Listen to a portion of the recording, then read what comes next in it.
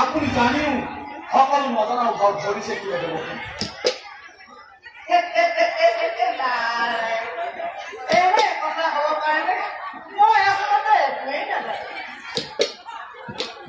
শুনক দেৱকী, মই সকলো পায়ো আজি একো পোৱা নাই, আৰু মোৰ সকলো হৈও আজি একো হোৱা নাই।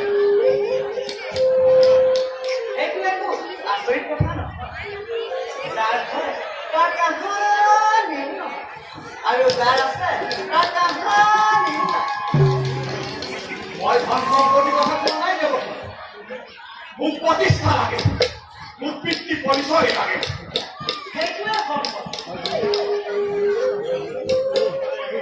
জগতে এবাৰ জানিব লাগে মোৰ পিতৃ কোন দেৱকী, মোৰ পিতৃ কোন।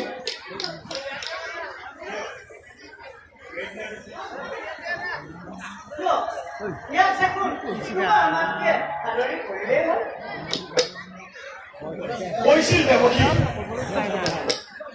কৈছিল মোৰ জন্ম মোৰ আয়ে কৈছিল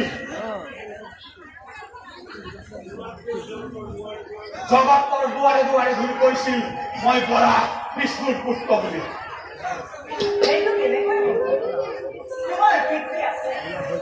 ক'ত আছে দেৱকী মোৰ পিতৃ ক'ত?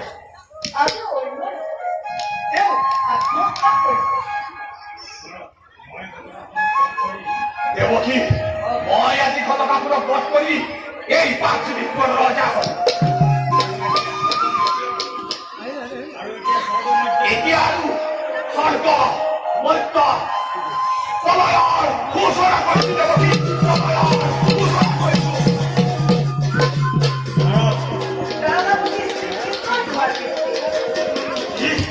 দেৱকী, দাদাপতি পিতৃয়েই মোৰ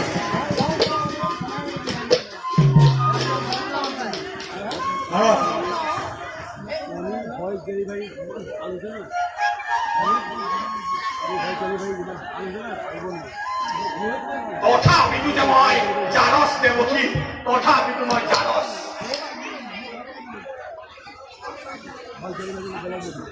আকাশে কৈছে, বতাহে কৈছে, ৰজাই কৈছে, প্ৰজাই কৈছে, মই জানস দেৱকী, মই জানস। মোৰ আই কৈছা দেৱকী, মোৰ আই কৈছা। এয়া কেনেকৈ দেৱকী, এয়াই কেনেকৈ সত্য দেৱকী?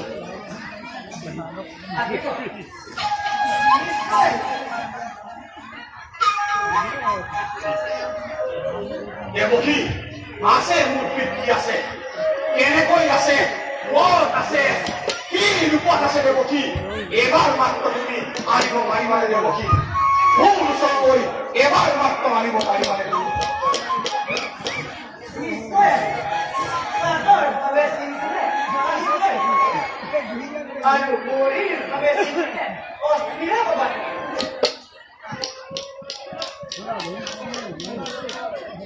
শুনা চন্দ্ৰবাসী, শুনা মোৰ সত্যবাসী, তাৰকা কৃষ্ণই মোৰ পিতৃ আৰু আই মোৰ পশুপতি। শুনা জগতবাসী, শুনা দেৱকী মুখেই শুনিলো তাৰকা কৃষ্ণই মোৰ পিতৃ।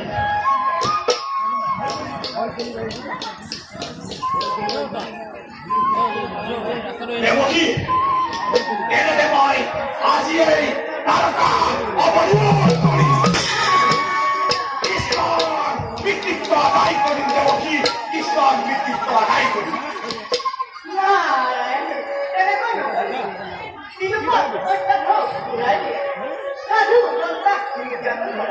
নাৰীৰ